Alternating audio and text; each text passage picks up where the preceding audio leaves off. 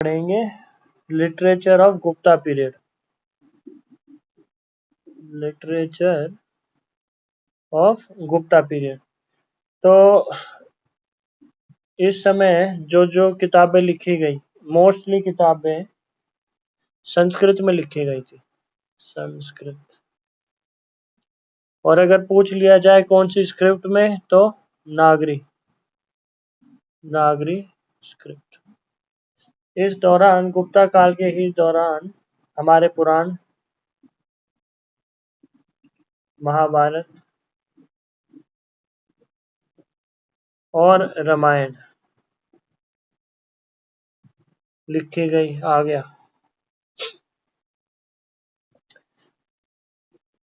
इन्हीं के दरबार में एक बंदा था जिसका नाम था विशाखादत्त।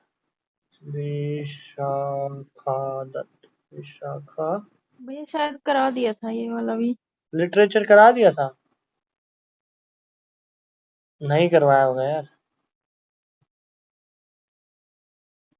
या तो तुम घर से रीड करके आई हो तो तुम्हें ऐसा लग रहा होगा कि ऐसा कुछ पढ़ा हुआ है। विशाखादत्त की 2 पुस्तकें फेमस हैं, मुद्रा राक्षस, मुद्रा रा आपने सोर्सेज कब बताया था उसमें? हाँ, वो सोर्सेज है, ये लिटरेचर स्पेसिफिकली करा रहा हूँ।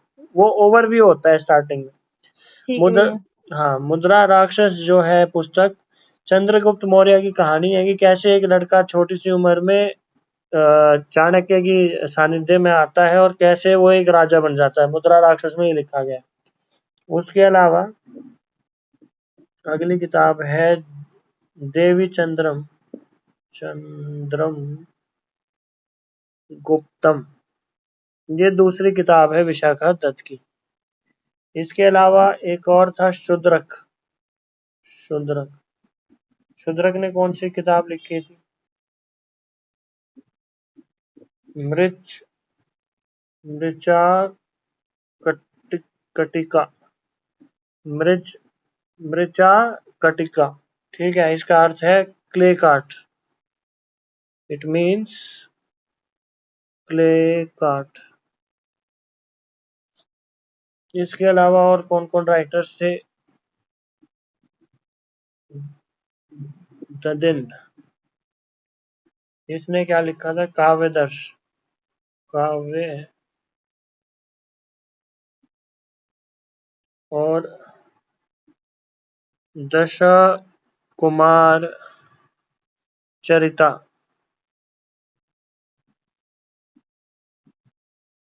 सुबंधु, एक और उस समय का राइटर।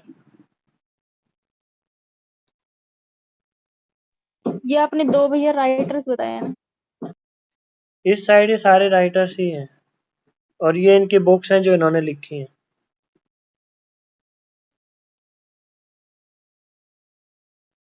वसावा दत्ता।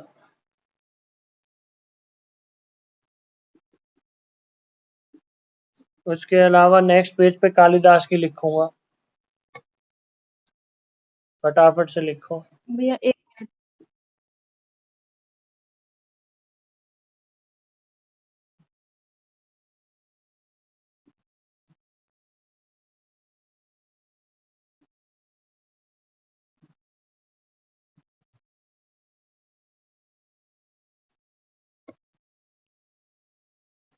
ये हो गई दिलीप, होगी भाई ये सब बुक्स?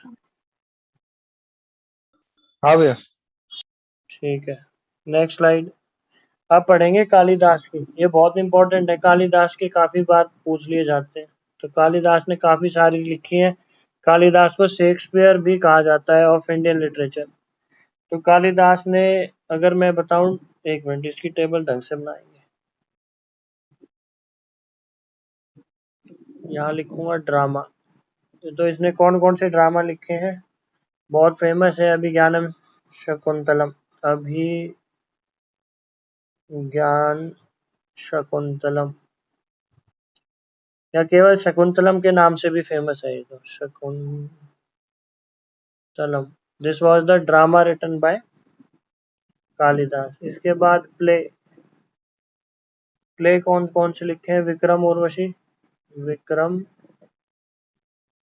उर्वशी एंड मालविका अग्निमित्र, मालविका अग्निमित्र। उसके बाद एपिक्स, कौन कौन से एपिक्स लिखे? रघुवंशा एंड कुमार संभवा, कुमारा संभवा। नेक्स्ट, कविताएं या फिर लिरिक्स? ऋतु संभारा एंड मेघदूत।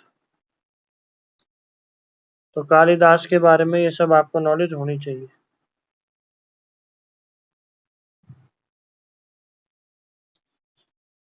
लिख लिया?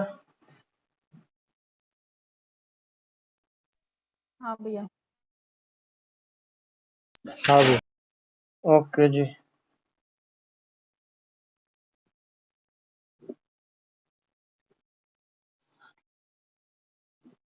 एक फेमस राइटर जिसके बारे में आपने या उसकी कोई ना कोई किताब पढ़ी होगी, विष्णु शर्मा। इसने कौन सी पुस्तक लिखी थी भाई? स्पेलिंग गलत हो गई। कोई बता सकता है विष्णु शर्मा ने कौन सी बुक लिखी है? Panchatantra. Very very good, very good. Panchatantra ही लिखी है भाई, कंफ्यूज क्यों हो जाते हो?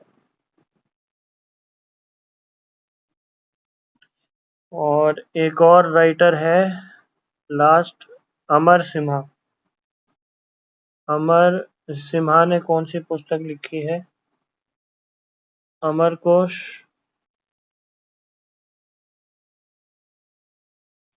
ठीक है। अमरकोश को डिक्शनरी ऑफ संस्कृत कहा जाता है, या थेसरस ऑफ संस्कृत।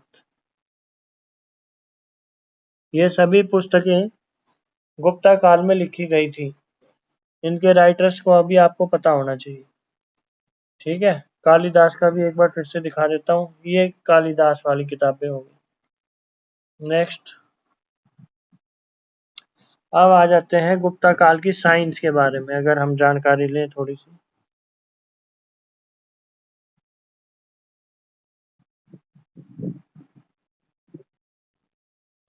चलिए, उस समय का फेमस, ये आपने काफी नाम भी सुना होगा, आर्यभट्ट। साइंस की उसमें फील्ड में बहुत बड़ा योगदान। कौन सी पुस्तकें लिखी हैं आर्यभट्टा ने? एक तो नाम से ही समझ में आ जाएगी, आर्यभट्टम। और दूसरी, ये फेमस है। आर्यभट्टा के ऊपर ये किताब तो नहीं आएगी एग्जाम में, क्योंकि नाम से ही क्लियर हो जाता है। तो ये किताब ज्यादा इंपॉर्टेंट है, सूर्य सिद्धांत। सूर्य सिद्धांत पुस्तक लिखी है आर्यभट्टा ने। दूसरा राइटर जो है वराहमिहिर,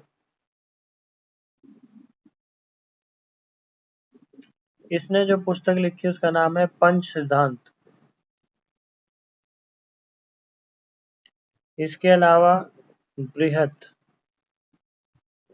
जटका या बृहत जातक, ठीक है, ये एस्ट्रोलॉजी की बुक है, एस्ट्रोलॉजी।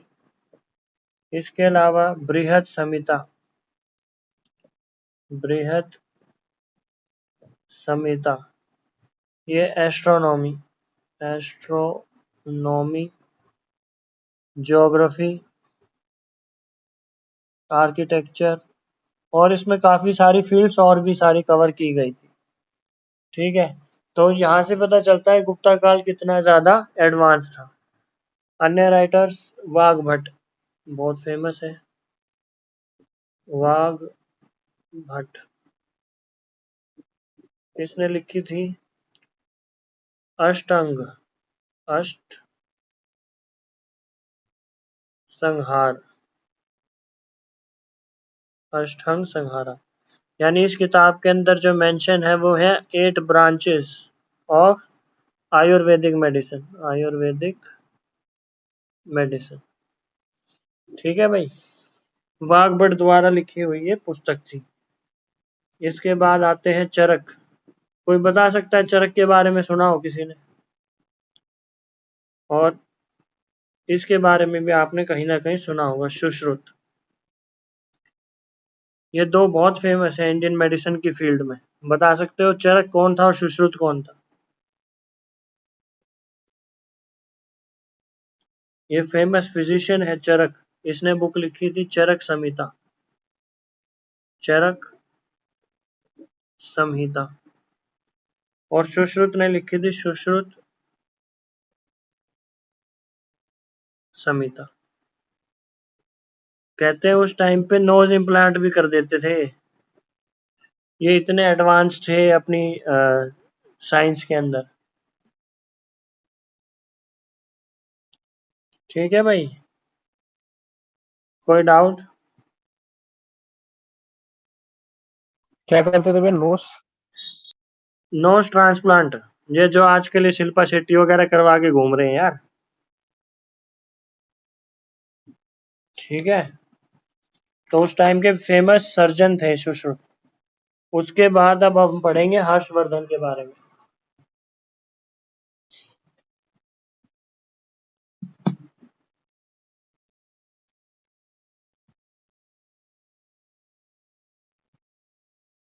हर्षवर्धन, कोई पढ़ के आया क्या आज हर्षवर्धन के बारे में?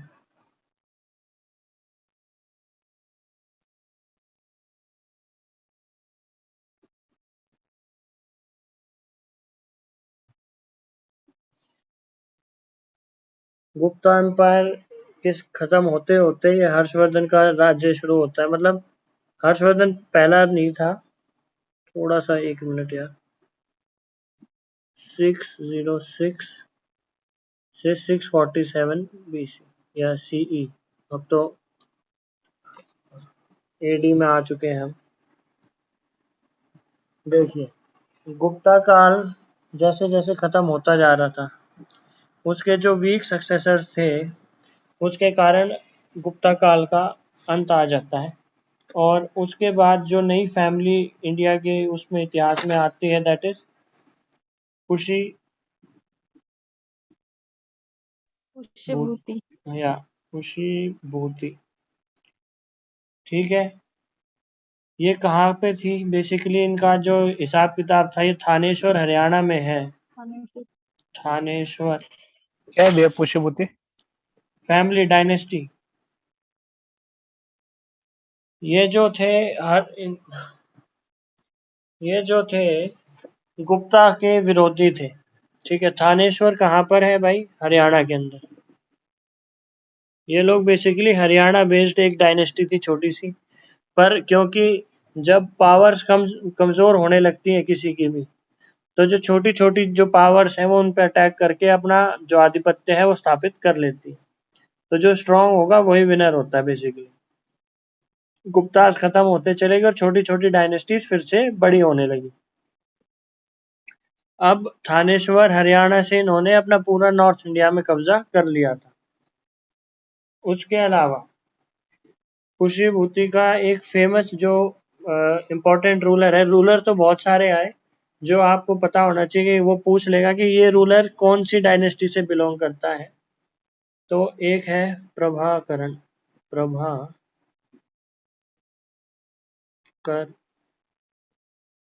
वर्धन।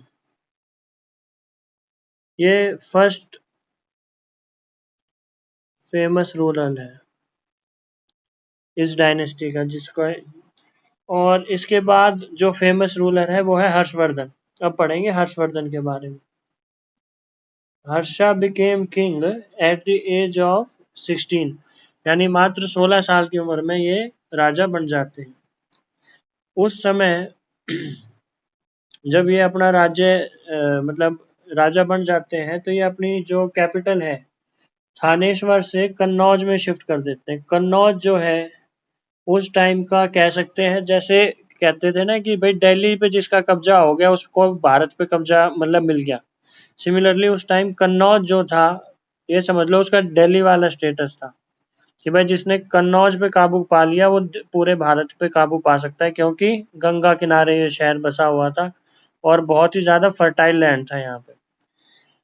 क्रॉप्स वगैरह बहुत अच्छे से उगती थी और हाईली फर्टाइल होने के कारण प्रोडक्टिविटी अच्छी होती थी और राज्य उतने ही अमीर होते थे। तो थानेश्वर से कन्नौज इन्होंने अपनी कैपिटल को शिफ्ट कर लिया। हर्ष को कह सकते हैं he was the last great Hindu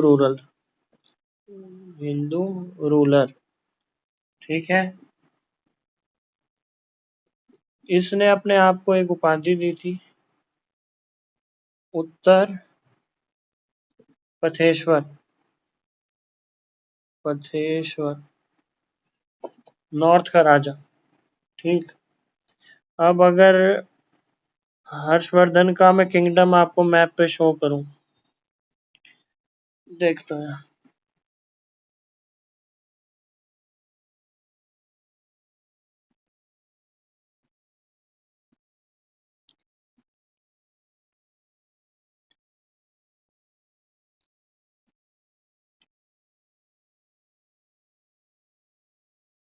ये कुछ इंडिया का नक्शा है। इसके अंदर अगर मैं राज्य बनाऊं और यहाँ पे नर्मदा नदी दिखाऊं, ये मैंने नर्मदा दिखाया है। ठीक है, तो हर्षवर्धन का राज्य है इससे ऊपर था बेसिकली। इस एरिया में पूरा हर्षवर्धन का राज्य था। नर्मदा के नीचे एक अन्य डायनेस्टी रूल करती थी, ये वाली चालुक्यस। और ये फ्यूडेटरीज थे, यानी इनकी आपस में जो थे झगड़ा रहता था। ठीक है, चालुक्य की कैपिटल क्या है? वतापी। हर्ष की कैपिटल कन्नौज, या पहले पूछी जाए तो थानेश्वर। ठीक है, चालुक्य का जो किंग था, चालुक्य किंग, कोई बता सकता है हर्ष को किसने हराया था? प्रेरणा।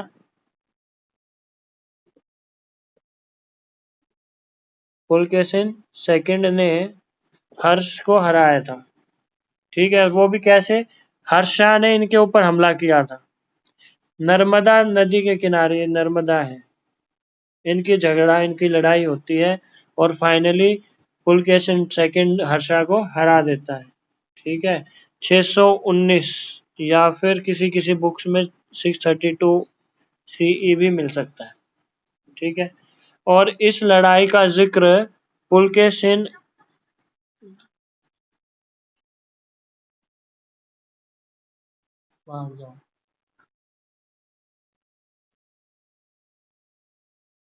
एहोल इंस्क्रिप्शन, इस चीज का जो वो मेंशन है इसके अंदर करवाता है। ठीक है, एहोल है कहाँ पे? वैसे कर्नाटका के अंदर, क्योंकि आप देख पा रहे होंगे इनका राज्य महाराष्ट्र कर्नाटका तक फैला हुआ है। नीचे केरल, ये तमिलनाडु वाला रीजन, ये अलग अलग है, ये भी डिस्कस करेंगे जब साउथ के किंगडम पढ़ाऊंगा। ठीक है, यहाँ पर उसने क्या लिखवाया था बेसिकली, यहाँ पे मतलब वो अपनी जीत के बारे में लिखवाता है कि हर्षा ने अपना हर्ष आकर इधर खो दिया, इस जगह पे आके हर्ष ने अपना हर्ष खो दिया, ऐसा कुछ वो लिखवाता है। ठीक है, दोबारा से हर्षवर्धन पे आ जाते हैं।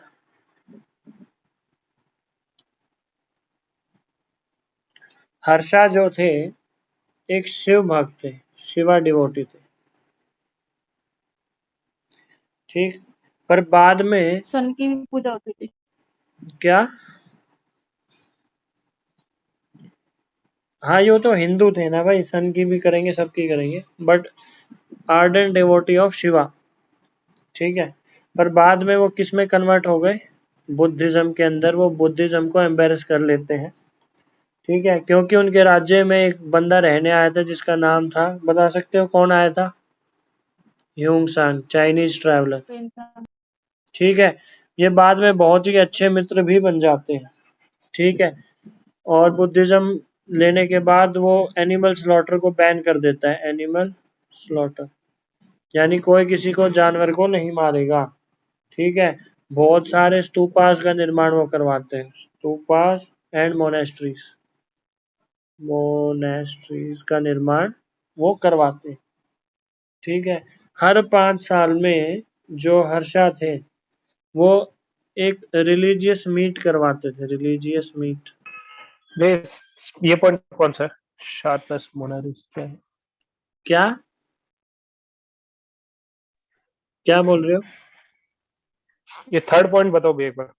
थर्ड पॉइंट है स्तूपा और मोनेस्ट्रीज का निर्माण करवाया। स्तूपा, STUPA, स्तूपा। ठीक है। हर 5 साल में रिलीजियस मीट करवाते थे, जहां पर बहुत सारे जो भी लोग आते थे हिंदुइज्म के, बुद्धिज्म, जैनिज्म, उनको ऑनर किया जाता था और गिफ्ट दिए जाते थे। ऑनर्ड एंड गिफ्ट्स दिए जाते थे। ठीक। अब इनकी ऐसी ही 2 फेमस मीटिंग्स हुई। पहली meeting was at Kannauj. Kannauj assembly के नाम से ये फेमस है। यहाँ पे क्या हुआ था, इसने, क्योंकि बुद्धिज्म एक्सेप्ट कर लिया था, और बुद्धिज्म भी कौन सा, महायान वाला, महायान बुद्धिज्म। इसमें इन्होंने इसकी विशेषताएं डिस्कस की और ये बताया कि हम सबको बुद्धिस्ट हो जाना चाहिए, और ये भी कहा कि बुद्धिज्म बाकी धर्मों पर कैसे श्रेष्ठ है। इस असेंबली के अंदर हर्षा का विरोध ब्राह्मण्स ने किया था। ठीक है, ब्राह्मण्स ने इनका अपोज किया था कि ये कैसे विचार प्रस्तुत किए जा रहे हैं, यानी इसमें इसकी बहुत किरकिरी हुई थी। और सेकंड असेंबली जो है वो है प्रयाग की, प्रयाग असेंबली। इसके अंदर कहा जाता है, क्योंकि मैंने जैसे बताया कि गेस्ट को ऑनर और गिफ्ट दिए जाते थे, वो हर्षवर्धन जो था अपनी चैरिटी के लिए फेमस था। इस असेंबली के अंदर वो बंदा इतना भावुक हो गया कि उसने चैरिटी के अंदर ही even gave up his clothes, उसने जो कपड़े पहने हुए थे वो भी गिफ्ट के रूप में जो आए हुए थे उनको दे दिए थे। ठीक है, तो ये 2 असेंबली फेमस है हर्षवर्धन की। हर्षवर्धन के राज में एक चीज होती थी एडमिनिस्ट्रेशन के अंदर, उसको कहा जाता है नीलोपिटू। नीलोपिटू, नीलोपिटू का अर्थ है यहाँ पे पब्लिक रिकॉर्ड्स, यानी उस दौर में पब्लिक रिकॉर्ड्स को क्या कहा जाता था, नीलोपिटू। ठीक है, बहुत संभाल के ये चीज रखी जाती थी, यानी कह सकते हैं एक कुशल एडमिनिस्ट्रेटर था। पूरी डॉक्यूमेंट्स कहाँ रखे हैं, कैसे रखे हैं, वो यहाँ पे अच्छे से लिखे जाते थे। कहाँ पे, नीलो पिटू में। ओके, आगे चलें। हाँ भैया। ठीक है, सोसाइटी के बारे में पढ़ेंगे कि हर्षवर्धन के टाइम पे सोसाइटी कैसी थी।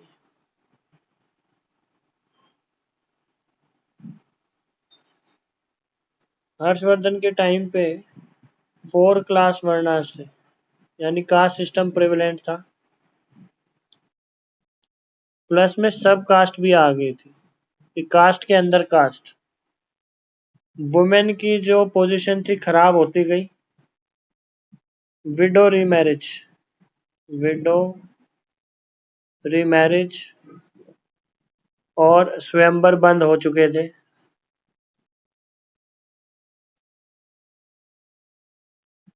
उसके अलावा सती और डाउरी, अगर कहा जाए कि डाउरी कब शुरू हुई, तो कह सकते हैं कि हर्षवर्धन के काल पे डाउरी की इंडिया में प्रैक्टिस शुरू हुई थी,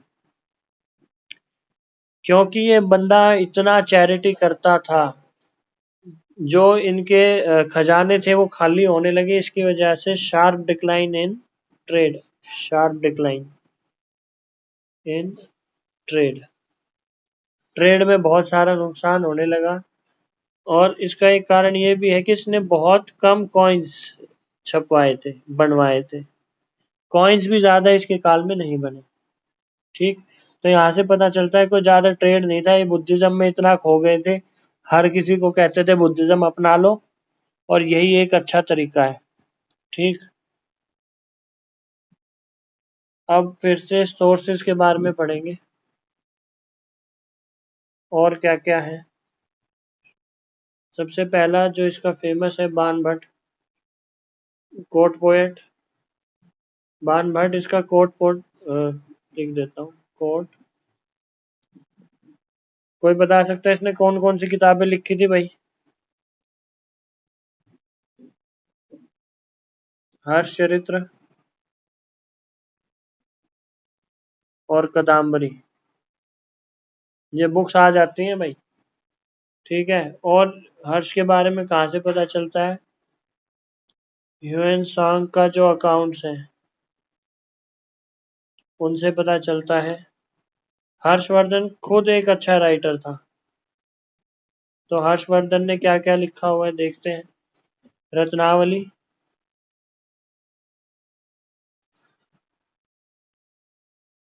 नागंदा, नागानंदा और प्रियदर्शिका, प्रियदर्शिका।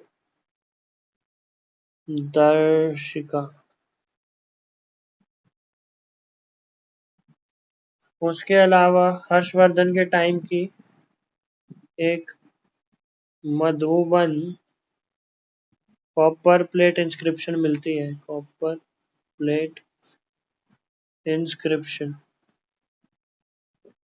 ठीक है, क्योंकि हरियाणा बेस्ड है तो हरियाणा में भी कुछ मिलता है, सोनीपत इंस्क्रिप्शन। और एक फेमस है, इसको रेड से लिखूंगा, बाण शेखरा, बाण शेखरा इंस्क्रिप्शन। इस इंस्क्रिप्शन के ऊपर हर्षा के साइन है, हर्षाज सिग्नेचर है इस पे। बाण शेखरा इंस्क्रिप्शन। बोलिए भाई, यहां तक कोई डाउट?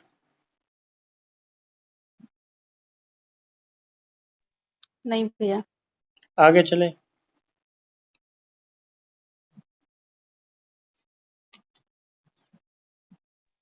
हाँ भैया।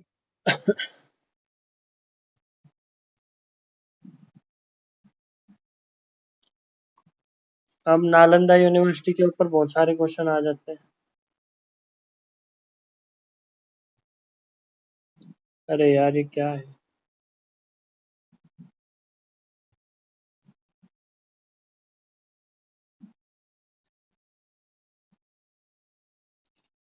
कोई बता सकता है नालंदा यूनिवर्सिटी किसने बनवाई थी भाई? कुमार गुप्त। Very good.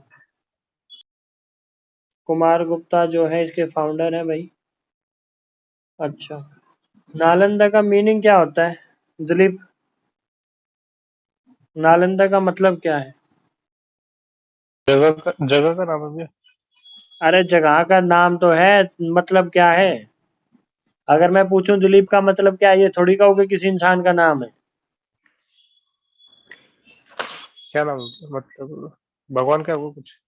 अरे भगवान, गिवर ऑफ नॉलेज, यानी ऐसी स्थान जहां पे नॉलेज मिलती हो, अर्थात नालंदा। ठीक। हर्षा ने भी इसकी बढ़ोतरी के लिए बहुत कार्य किया। जो इसके अंदर टीचर्स थे, प्रोफेसर्स थे, उनको क्या कहा जाता था? पंडितास या पंडित। ठीक, ये प्रोफेसर्स हुए। जो फेमस, इसके अंदर फेमस, अगर मैं कहूँ पंडित कौन कौन थे, एक का नाम है धर्मपाल, धर्मपाल। एक है शैलभद्र। ठीक है भाई। अच्छा, इसमें पढ़ाया क्या जाता था बेसिकली? यहाँ पर सबसे ज्यादा कुछ अगर पढ़ाया जाता था वो था महायान बुद्धिज्म के बारे में। ठीक है, पर यहाँ पर ऐसा नहीं था केवल इसी पे फोकस था, but mostly focus was on this only. But यहाँ पर वेदों के बारे में, हिनयान क्या है, हिनयान के बारे में भी पढ़ाया जाता था। और बाकी Hindu philosophies, other Hindu philosophies भी पढ़ाई जाती थी। इसके अलावा अगर हम बात करें टेक्निकल चीजों में, तो logic, grammar, astronomy, medicine, art and culture, सब कुछ पढ़ाया जाता था। यानी उस टाइम की ये लगा लो वर्ल्ड की फेमस यूनिवर्सिटी थी, फुली रेजिडेंशियल थी। यानी ऐसा नहीं कि अभी मैं पढ़ के घर जाऊंगा ना, यहीं रहना पड़ेगा, फुली रेजिडेंशियल थी। ठीक है, और बहुत सारी कंट्रीज से लोग यहाँ पढ़ने आते थे। यहाँ पे एंट्रेंस एग्जाम होता था जिसका सक्सेस रेट वाज जस्ट 30%। यानी उस टाइम की आईआईटी और एम्स के बराबर, यानी आज के अगर आईआईटी और एम्स की बात करें वैसा कुछ हिसाब किताब था। ठीक है, क्योंकि आपको ऐसा पता नहीं है हो क्या भाई, क्या। वर्ल्ड की पहली यूनिवर्सिटी नहीं है? वर्ल्ड की पहली यूनिवर्सिटी है क्या ये? ऐसा कुछ नहीं। भाई देखो उस टाइम पे अन्य कंट्रीज के अंदर भी काम हो चुके थे शुरू। ये हम बात कर रहे हैं कि 1200 के अंदर इसको डिस्ट्रॉय किया गया था, 1200।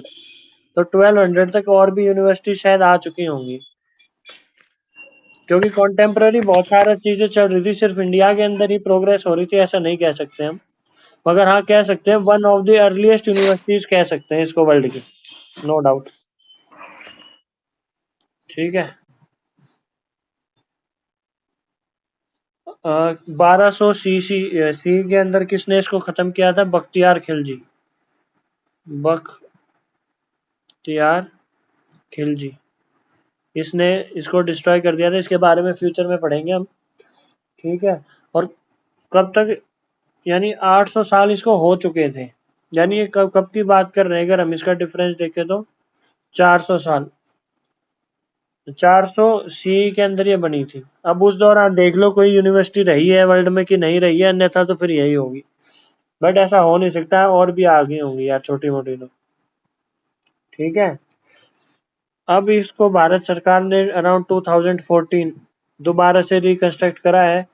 उसका नाम क्या दिया गया है? New Nalanda university, Nalanda university. ये अब करंट अफेयर्स का क्वेश्चन बन सकता है कि 2014 में न्यू नालंदा यूनिवर्सिटी का गठन हुआ, इसका फर्स्ट चांसलर कौन बने?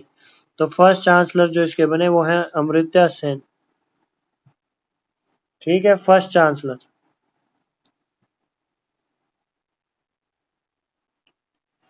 कोई डाउट?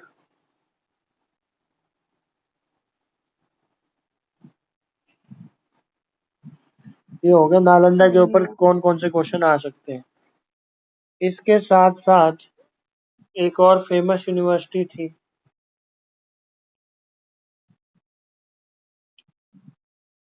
जिसका नाम है विक्रमशिला। ये लाइन जरूर खींच रही है इसमें एक बार, Vikramshila university.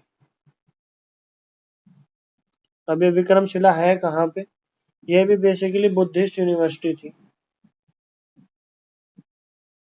Buddhist university, founded by एक में, चलिए, founded by Dharmpal.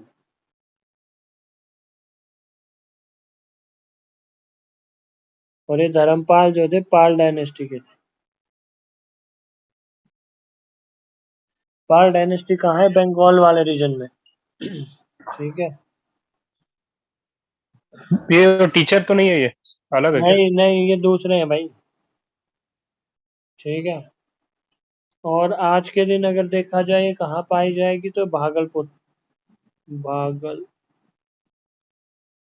Bhagalpur near West Bengal Bihar border. ठीक है, और यहाँ पर भी बहुत सारे स्तूपों का, चैत्यों का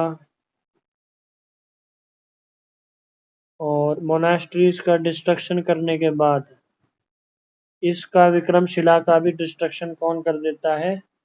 बख्तियार खिलजी, बख्तियार खिलजी। ठीक है, वही अराउंड 1200 सीई। ये इतने पढ़े लिखे बंदे थे कि जीवन में एक ही किताब पढ़ी थी इन्होंने। किताब का नाम आपको पता ही होगा। वो किताब पढ़ने के बाद बोले इतनी सारी किताबों की जरूरत क्या है, लगा दो आग। ठीक है, तो यहाँ पर हमारा गुप्ता काल और हर्षवर्धन पीरियड भी खत्म हो जाता है। नेक्स्ट क्लास में डेक्कन और साउदर्न किंगडम्स के बारे में पढ़ेंगे, ठीक है भाई।